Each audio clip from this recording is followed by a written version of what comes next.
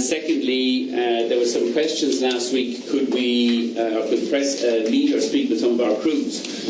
So we said yes we will, subject to the crews actually wanting to speak to you guys. We have some volunteers today. Now they're a bit nervous, so because it's like bringing Christians into the fucking lion's den here with Judah. So I think we need a couple of rules just to make sure they're fairly treated.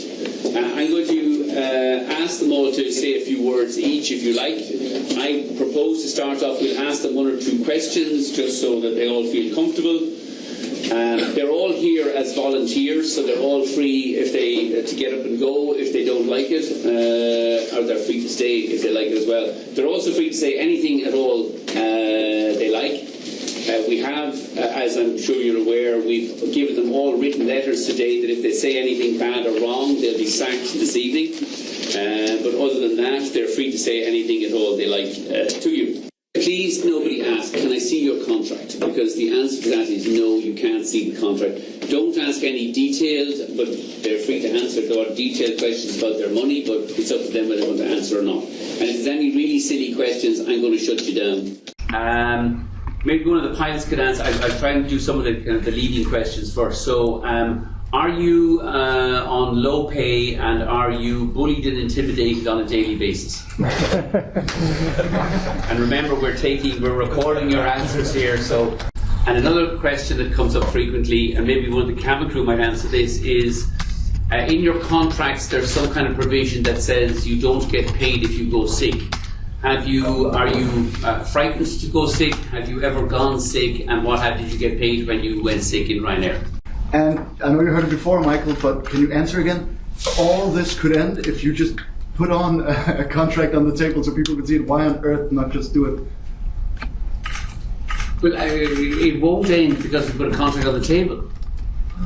Visual proof for all of us? No. Our contracts are confidential. We're not allowed to put a contract on the table. And nor should we have to put our contract on the table. It's a fact that a lot of your colleagues is working on crewing contracts. True. Not here in Copenhagen. No, but in general, more than half of all Ryanair cabin crew is working in crewing or other recruitment agencies.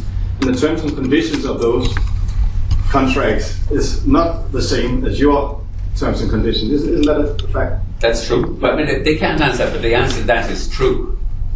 But they also worse, the conditions there. No. The information, for instance, that you're getting paid when you're sick.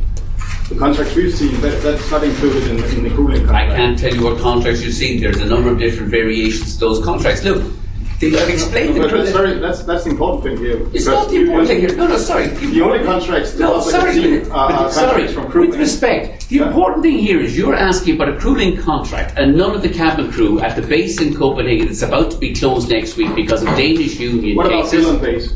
Are they also on Ryanair contracts? Most are on Ryanair contracts. But they're also on a crewing contract. Yeah, okay. That's true. But Billund is not presently Billund is not being closed next week. Copenhagen is being closed next week. And none of them are on crewing contracts. So we're not here today to deal with crewing contracts. But on Danish ground, people are working on crewing contracts. That's a fact, right? That's true. Okay. But not in Copenhagen. Doesn't that mean that the Danish unions do have a point in claiming that they should have a true collective agreement, real collective agreement with you? I don't know. Nonetheless, how much you're being paid, I mean... Oh, that's like you don't like the facts here, so we'll move somewhere else. No, like, I mean, this all is of the Denmark people, as well. This yes, all of the people, I know, well, it's on European soil actually, but the last time we checked, everybody in Billund is covered by a collective agreement, whether it was a crewing or a crewing contract or a Ryanair contract. I've gone through this before. Generally, the crewing contracts tend to be the number 3s and 4s or the junior cabin crew, and as they become number 1s, they get permanent Ryanair contracts. But it's a fact that the people you have brought here is working on the good conditions. They are the lucky employees in Ryanair. No. Isn't that the truth? No.